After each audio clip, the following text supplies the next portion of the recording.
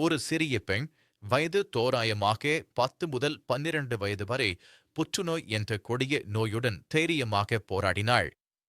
Chemotherapy சிகிச்சையின் விளைவாக அவளது அழகிய முடி முழுவதுமாக உதிர்ந்துவிட்டது. பள்ளிக்குச் சென்றபோது அவள் மிகவும் சங்கடமாகவும் தனிமையாகவும் உணர்ந்தாள். கண்ணாடியில் தனது தோற்றத்தை பார்த்து அவள் மனம் உடைந்தது. அந்த வகுப்பறை வெறுமையாக இருந்தது. அவளது உள்ளுணர்வுகளை இன்னும் ஆழமாக்கியது. இந்த சிறிய பெண்ணின் போராட்டம் நம்மை அனுதாபத்துடன் நிரப்புகிறது. அவளது நண்பர்களும் அவர்களது ஆசிரியரும் அவளது இந்த கடினமான போராட்டத்தை கவனித்தனர். அவர்கள் அனைவரும் மிகுந்த கவலையுடன் அவளுக்கு ஆதரவாக ஏதாவது செய்ய வேண்டும் என்று உணர்ந்தனர். வகுப்பறையில் கூடி ஆழமான விவாதத்தை நடத்தினர். ஆசிரியர் அவர்களது யோசனைகளை ஊக்குவித்து தலைமுடியை முட்டையடிப்பது போன்ற தைரியமான யோசனையை முன்வைத்தார். அவர்கள் முகங்களில் கவலை, தீர்மானம் ஆகியவை தெரிந்தன. இந்த ஒற்றுமை அவர்களை இன்னும் வலுப்படுத்தியது.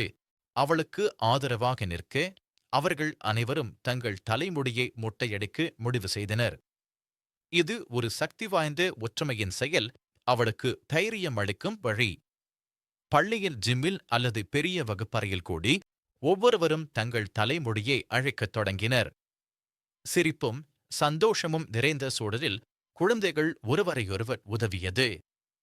எலக்ட்ரிக் கிளிப்பர்கள் செயல்பட்டு மென்மையான மொட்டை தலைகள் தோன்றின. இந்தக் காட்சி நம்மை உணர்ச்சியுடன் நிரப்புகிறது.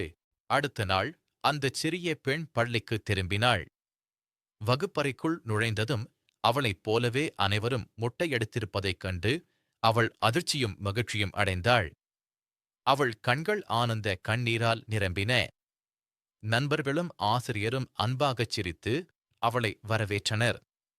அனைவரும் ஒன்றுபட்டு கட்டிப்பிடித்து பெரிய குழு ஆலிங்கனத்தை பகிர்ந்து கொண்டனர். இந்த அன்பின் செயல் அவளை மகிழ்ச்சியின் உச்சத்தில் கொண்டு சென்றது. இந்த உண்மையான கதை, உண்மையான நட்பு, ஒற்றுமை, சவால்களை ஒன்றாக எதிர்கொள்வதன் முக்கியத்துவத்தை நமக்கு காட்டுகிறது. அன்பின் சக்தி எவ்வளவு பெரியது என்பதற்கு இது சான்று. நாமும் இத்தகைய ஆதரவை பகிர்ந்து கொள்வோம்.